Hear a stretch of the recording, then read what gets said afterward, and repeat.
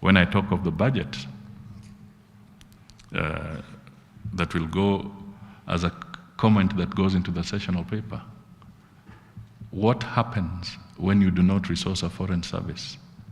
Do you compromise a nation? Is the security of a nation under threat? Are the national interests under threat? So these are the kind of issues that I really want you good men and women to help us interrogate so that we can come up with good solutions. The global trends, as you've heard, are changing.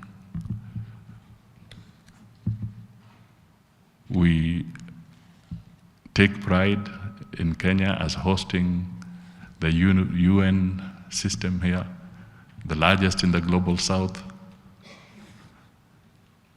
Today, we also take pride that Kenya is host to the largest World Bank office outside Washington. How do we leverage on that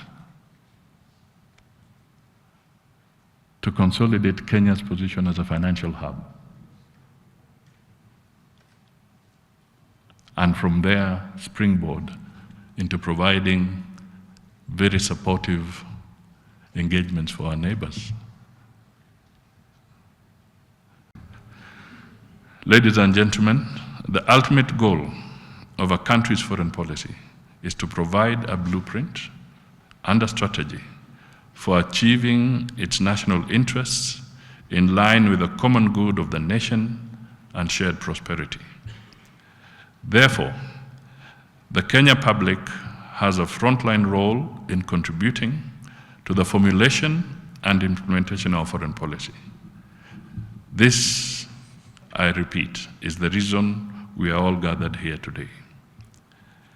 Just as a reflection, what is the role of citizens in appreciating and promoting our country's national interests whenever our people interact with the international environment? How can we utilize our foreign policy to inculcate in our people patriotism and a fervent desire to positively project our country's image in the international arena? In short, we must close the missing link between the country's foreign policy and the citizens' understanding and engagement in our international affairs. In conclusion, I encourage you to have a candid discussion and an in-depth interrogation of the document to ensure that the final product of this foreign policy review process captures the perspectives and wishes of Kenyan citizens. The Ministry of Foreign and Diaspora Affairs has had a series of engagements with diverse stakeholders as part of the process of reviewing Kenya's 2014 foreign policy document. The objective is to broaden and deepen our reach to Kenyans and make a foreign policy that reflects the aspirations of our nation. Looking back, our foreign policy has been detached, mysterious, and closed to the public, making it actually foreign to Kenyans. We have decided to break from this past situation and take foreign policy to the people to ensure that we move along with Kenyans in our diplomatic engagements.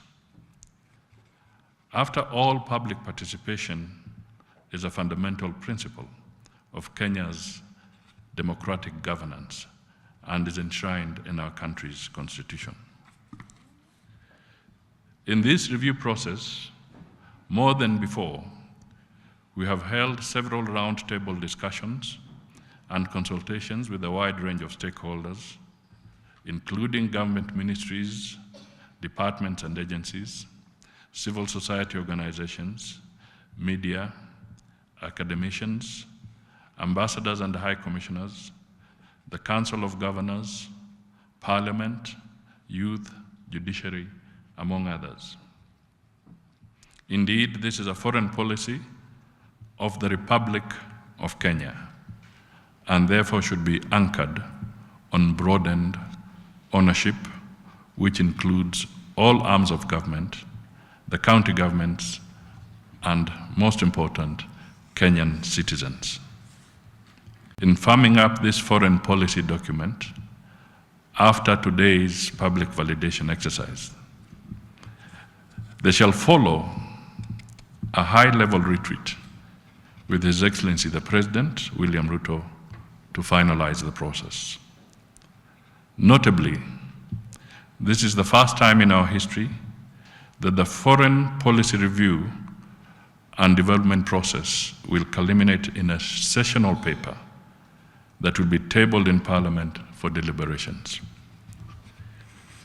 This will further widen the avenue for public input through elected representatives. There is also need for consequential amendments to the Foreign Service Act of 2021 to make it fit for purpose in the mutating geopolitical landscape and the pressing diplomatic realities of our time. Additionally, the pursuit of national interests in the international arena has operational costs.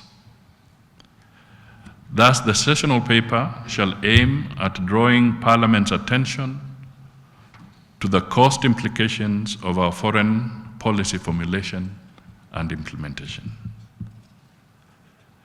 The growing returns from our diplomatic engagements justify the need to increase the budgetary allocation for the Ministry of Foreign and Diaspora Affairs.